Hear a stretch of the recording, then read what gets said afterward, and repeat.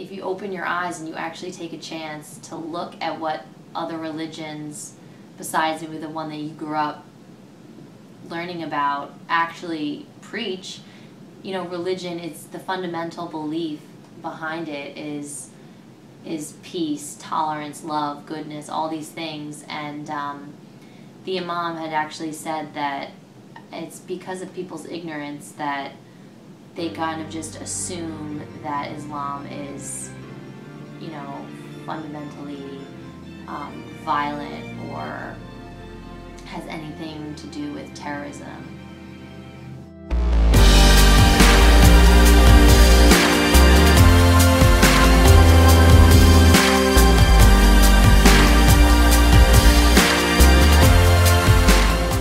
So for our group immersion project, we decided to visit the Masjid Muhammad in Jersey City, New Jersey. Some of our biases before we went to the mosque were surrounding the cultural insensitivity towards Muslims. We realized that there was kind of this overgeneralization of particular cultures being terrorists, including the Muslim culture.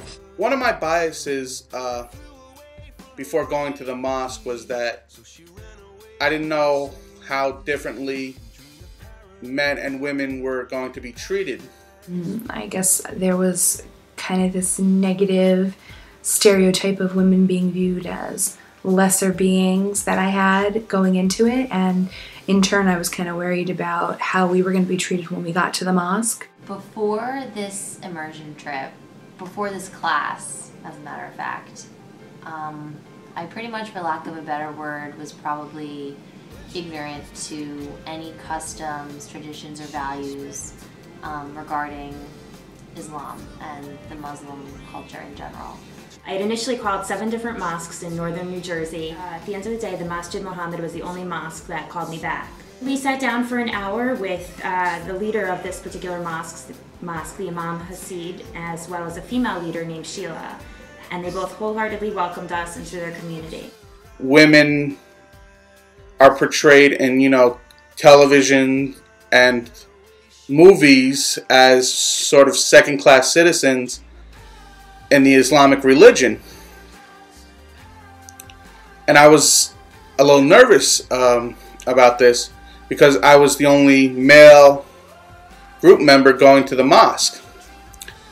And I was nervous, you know, because if the mosque was more traditional, which it was, I knew that I was going to be separated. So when my female group members got to experience the, you know, the service together, I was all alone and had nobody to, you know, share and sort of comfort me in my experience. We asked the Imam when we got to sit down with him kind of, you know, basically what the deal was, you know, how women were treated and how women are viewed in Muslim and Islamic culture. We went to the mosque. We talked about our biases in regards to 9/11. We kind of felt like there was the overall cultural insensitivity towards the Muslim religion. There tended to be like an overgeneralization of particular cultures, including Muslims being terrorists. What I thought was really interesting was when Imam Hasid told us that different mosques actually operate under the teachings of different leaders. So I guess for me, I kind of assumed going in there that it was just kind of one big umbrella and that all Muslims kind of fall under one blanket umbrella, but really that's actually not the case. At Masjid Muhammad, the Imam told us that they specifically fall under the teachings of Imam Dean Muhammad, who was the son of the leader of the NOI, Elijah Muhammad. So I think it's important to take away that there's different cultural differences within the religion itself. You know, Black American Muslims, white American Muslims, Arab American Muslims, and different mosques within this country itself, you know, these different identities, they all bring in pieces that shape the way that individuals perceive the religion itself. Manny asked about what type of response they received after 9/11. It was kind of assumed that they had received a negative response, but when we asked the question about, I forget exactly how he framed it, but their immediate response was, of course there was a negative response. They talked about how they had received death threats, messages left on the machine. One of the things we asked the imam about was about gender and about how being Muslim affects dating and eventually getting married. And he explained that, you know, in traditional American culture, people meet, boys and girls are often alone together. They might date on and off for a long time, and it's not really in pursuit of marriage, or it's not leading to anything on a higher level. Whereas in the Islamic culture, men and women aren't allowed to be together, to be alone until they're married, and that they are kind of set up on these almost like blind dates, these meetings, arranged meetings by a family member, an older person in maybe their congregation who sets them up and chaperones their meeting. And they meet and they talk to each other and they get to know one another, and they decide either to go their separate ways or to continue seeing each other and eventually get married.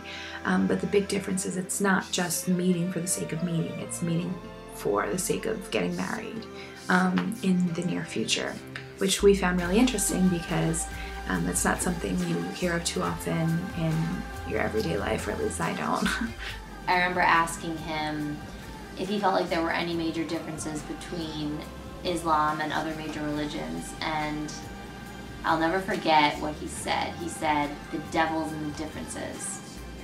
And I think we all kind of were just like, wow, what a true statement. I mean, if you think about it, if you open your eyes and you actually take a chance to look at what other religions, besides maybe the one that you grew up learning about, actually preach, you know, religion, it's the fundamental belief behind it is peace, tolerance, love, goodness, all these things. And the imam had actually said that it's because of people's ignorance that they kind of just assume that Islam is, you know, fundamentally violent or has anything to do with terrorism. It was still the lack of knowledge of non-Muslims and other communities that led to those, you know, death threats and the messages on the machine. Men and women were treated differently. Manny was separated from us like almost instantaneously. There was a separate door for him to walk into the room. Men, when you enter the mosque, men were to the right and got to use the main entrance, while women were to the left and had to use the side entrance. Even when we went to see the imam, the spiritual leader for that mosque, I got to sit directly in front of the imam while my female group members sat off to the side. And in the service, my female group members sat in the back with the other Islamic women, and I was seated in the front closest to the wall that faces Mecca with the men. When we came in, we sat in the back on the floor with our shoes off. When we walked out of Masjid Muhammad that day that we did our immersion experience, I was a little bit shocked because I think that walking in there, I had expected the teachings of Islam to be so drastically different than some of the teachings that I grew up learning about, like in CCD and in Christianity. But in fact, Imam Hasid, a lot of the things that he preached about, they were really similar to the things that priests my whole life talked about in church. He talked about what it meant to be a good Muslim. He talked about testing yourself and being a good role model and being a good citizen and a good neighbor, and I don't know, it surprised me a little bit, but it felt nice because it was a really warm, genuine place, and when we walked in there, I just felt like Imam Hasid and his wife Sheila were just so welcoming.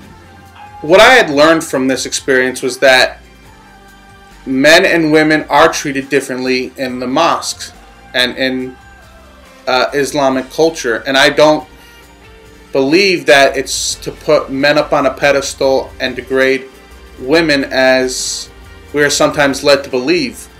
I believe that, and after the service, from what I experienced, is that it's done so that there are no outside temptations. So that you're capable of focusing and meditating on yourself and what the Imam is saying. After this experience at the mosque, I feel sort of a sense of relief that now I don't have to be curious anymore about the Muslim culture or why women wear the burqas or why men and women sit separately in the service. We kind of learn these things from being there. It's one thing to hear them or read them in a book. It's another to go there and live it and really see how the people interact with one another and feel the spirit that they have when they're together. As a group, we decided to visit a mosque for our immersion project since the Islamic religion is not one that any of us were previously familiar with. As future counselors working in New Jersey communities and schools, we know that this is an important culture that we should become familiar with. What I had experienced in the mosque lived up to my expectations.